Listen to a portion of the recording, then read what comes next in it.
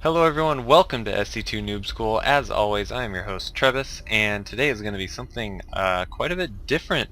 Normally I don't do like just a straight up commentary like there are, just a billion people on YouTube doing, just because it's kind of dime a dozen. There's like a million people doing the exact same thing, and I'm probably not good at commentating anyways.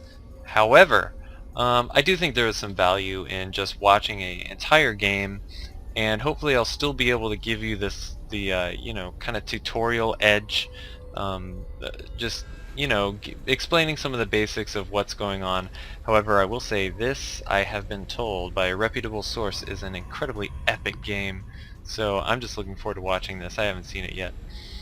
So yeah, this is a little different than what I do. Normally don't do commentaries. I just like to give out little nuggets of wisdom. So hopefully you guys will enjoy this, and the thing that I enjoy about this is the fact that it's actually a lot easier to do a commentary than to do this like long-winded tutorial style thing where I just like nuggetize one little concept and try to break it down for you. It's a lot easier to just watch a game and talk about it, and it doesn't take nearly as much time. So I'm probably going to actually start doing this more often just because it's fun for me, and hopefully you guys can learn from it as well. So let's go ahead and talk about the game. This is Duckload Raw, who's more well known as White Raw. Very famous European player, won a million tournaments. He's basically awesome. And as the Zerg we have Madfrog, another well-known player. He played StarCraft 1 at an extremely high level. And so yeah, kind of famous dude. So let's just talk about there's not anything super out of the ordinary happening. We're seeing a gas go down right around the same time as the spawning pool, so we'll have about 100 Vespian gas as soon as the spawning pool finishes. Can get Zergling speed pretty quickly. Yeah, Scrap Station. The big thing that you always have to mention with Scrap Station is the fact that this is a really, really short air distance and then a really, really long rush distance by ground units. It just takes forever to get around that curve. However, there are destructible rocks in the center. You can shorten that attack path if you want. Now, something very strange happening in this game. This is actually a shared gold base, so that's not, I guess it's not exactly mirrored on both sides because either player can take this gold, and it's kind of risky to do this because if it gets spotted, as you can see, I mean, looking on the mini-map, this whole path along here, very hard to defend both of those. Almost impossible to defend both of those if it gets scouted. So this is a little risky by Madfrog. I wouldn't really recommend going for a strategy like this. I don't think it's a solid game plan that you should, use every time. So I wouldn't really recommend that. And so what is White Raw doing? Ooh, White Raw just did something tricky. Was that tricky? He canceled his forge and rebuilt his forge. Actually, I have no idea what that was. I don't know why that happened. So Madfrog's sending some Zerglings in. Gonna see if he can do a little poking. I think what he saw is he saw this forge going down, and what that usually means if you see a Protoss putting down a forge early is he's gonna go for a fast expansion. Like so. So White Raw's getting ready to play a pretty economic game, which I think is a good plan because this is one of the very few, I won't say it's Zerg favored, but Zerg has a really good chance on this map just because they never have to expand too close to their opponents. As a Zerg player, you're pretty much always wanting to expand away because as Zerg you're always needing to just mass up tons of units, and so you want to get a really nice economy going before you ever try to do anything terribly sneaky. So Madfrog's going to try to sneak something in here with these Zerglings, but White Raw doing the smart thing, and these Zealots are actually on hold position. So like say if you had those Zealots just on, just standing there, the Zerglings would actually be able to run up to them and the Zealots would run towards the Zerglings and the Zerglings could just run past. So you keep these on hold position here, keep these on hold position there, and no Zerglings are actually going to be able to get through.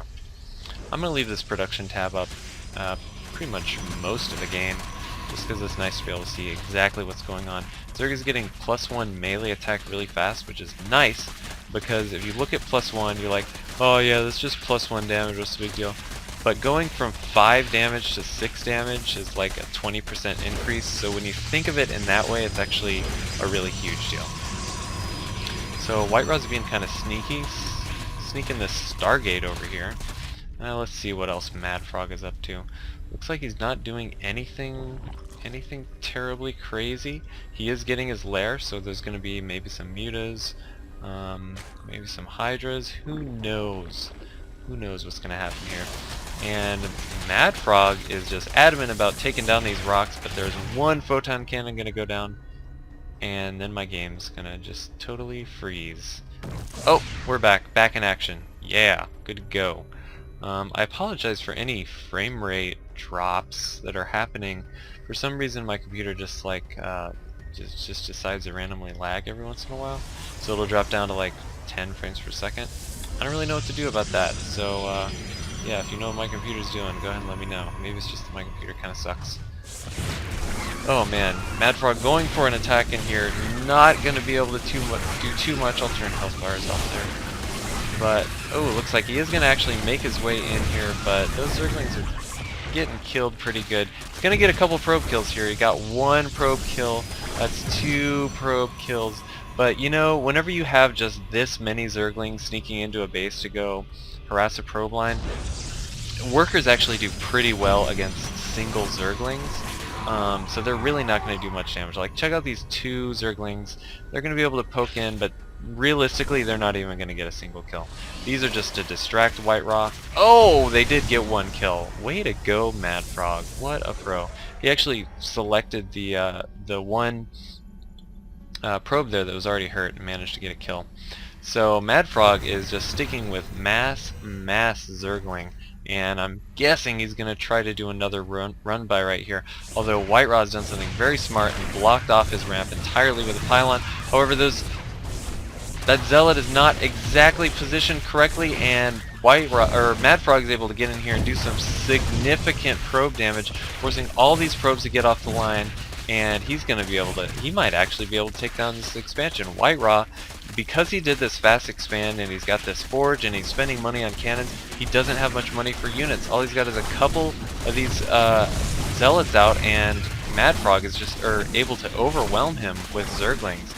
And you can see in the production tab, yes, Madfrog actually did go for a Spire. He's got mutas coming out, so this is going to be kind of a scary situation. However, White Raw does have some Void Rays out, and he's going to try to take down this base. He definitely knows that it's there. He knows that this gold expansion is a huge threat to him, just because you know, his own expansion just went down, and then the Zerg player's on a gold. Oh my goodness, not good for him.